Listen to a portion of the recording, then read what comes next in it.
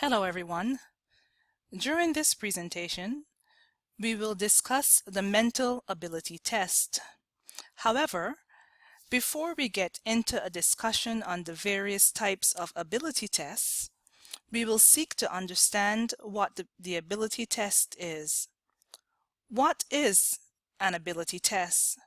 Why does one have to use one? How does one best use the ability test?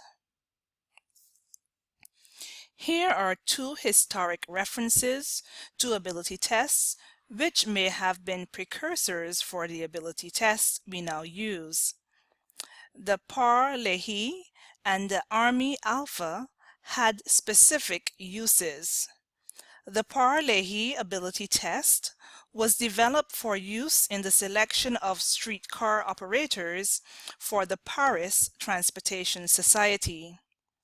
The Army Alpha was a World War I mental ability intelligence test developed by the Psychology Committee of the National Research Council. Next, there were EEOC laws and Supreme Court decisions which gave guidance on the use of the ability test. With these laws came a decrease in the use of some ability tests. However, the use of tests in selection has increased recently. What is an ability test? The ability test is a standardized set of questions used to measure a set of knowledge, for example, physical, mental, mechanical, and clerical abilities that results from formal learning experiences. In the past, they have been used primarily to test an ability, hence the name. Ability tests may be used to test an aptitude or an achievement. The aptitude test is used to measure knowledge acquired without formal training, while the achievement test measures current levels of previously acquired knowledge. Interestingly, both aptitudes and achievements are important things to be tested for any job. You want to know how fit the candidate is for the job. While achievement tests are important, aptitude is very important. Sometimes a mental ability test may be used. The mental ability test should be administered and interpreted by experts. It may not be necessary to discuss more extensively than to say that they may be used to collect pertinent information. For example, Bennett and Simon developed an intelligence test to measure the mental age, that is, academic achievement of French school children. This was published as the Stanford-Bennett Intelligence Scale in the US. You might have heard of this. Also, the Otis Self-Administering Test of Mental Ability. This is the first group-administered mental ability test to have widespread use in the industry. These tests should not be administered or interpreted by a novice. The ability test is used to measure content, academic achievement, and abilities. With the content and academic achievement, mental ability tests are validated by correlating test scores with educational achievement as criteria. Measured abilities mental ability tests measures several distinct abilities, but all tests do not measure the same abilities. With the scoring of tests, the general test provides an overall mental ability score. Other tests either provide separate scores on each ability, then sum scores to report a total score, or they measure separate abilities and do not combine the scales into a general ability measure. One would suggest that all these tests should be administered and scored by professionals at administering these tests. When the scores are collected, the professional should also interpret the skills and give the findings to the interviewer.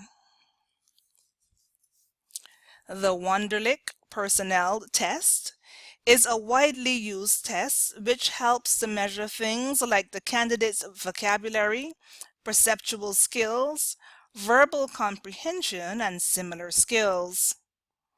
It is a 50 multiple choice test taken in 12 minutes.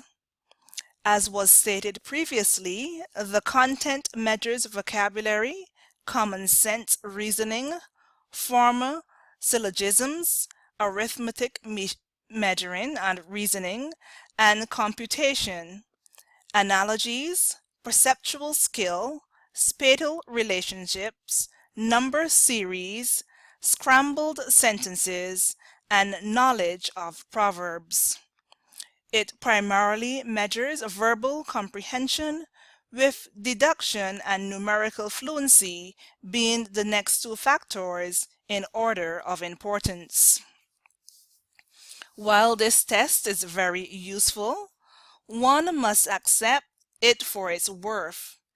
It may not always be useful, especially if one considers the social and cultural implications of the information in the test. Mental tests must be valid if they are going to be useful. Project A was conducted to explore the validity of mental ability tests.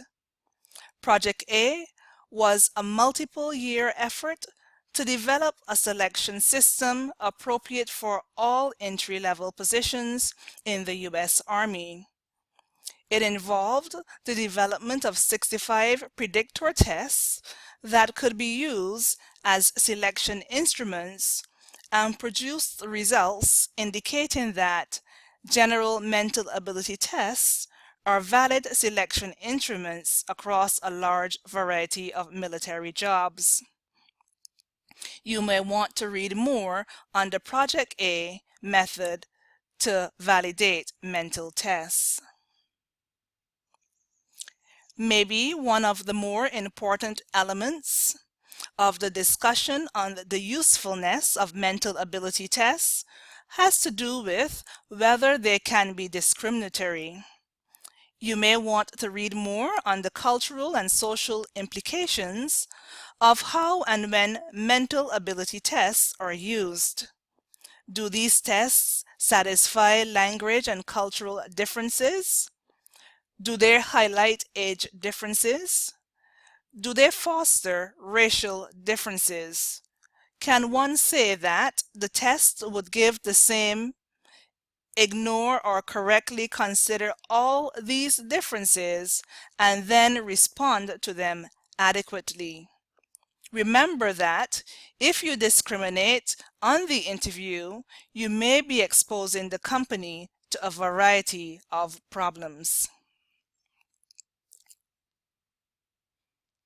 Do you remember we discussed adverse impact? You may want to consider the research findings that speak on these items discussed previously. What does the research say about how the particular test addresses these issues? Does the particular test adequately provide the required information without creating adverse impact? Just briefly, one should say that the internet may actually increase the effectiveness of these tests. Many companies have already created specific links where candidates may complete these tests outside of or even before the interview. The results can be tabulated electronically. In some instances, internet sources may also interpret the scores and tabulate one score against other scores received by similar candidates. The interface design of electronic tests is an important concern. The internet does present a few issues with testing. You may want to explore these likely issues. You may want to look closely at the cost of using internet sources to conduct these tests.